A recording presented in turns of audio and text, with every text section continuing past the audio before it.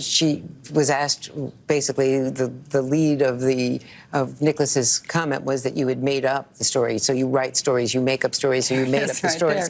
And she says, you have a lot of experience making phony stories about sex.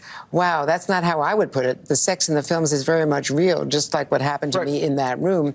And now there's a story you're telling about President Trump. And she said, if that story was untrue, and Chris and I both noticed this, I would have written it to be a lot better. I mean, she shows a lot of personality. She does. She even says, I think, like, who would admit that they had sex with President Trump? I mean, you know, the Donald Trump. She has this sort of tone of credibility. Again, you don't want to necessarily like her as your neighbor. You may not want to date her. She may not be your best friend, but that's not what this is about. And frankly, the concern that I would have as the defense is you're taking this into an area that doesn't really matter, because at the end of the day, whether they had sex or not is really inconsequential, actually. It's irrelevant. It doesn't make a difference. It's why the former president, and I keep on using that term, Donald Trump, who was not yet the president, did what he did. And if you believe that he falsified these records, what was the reason why?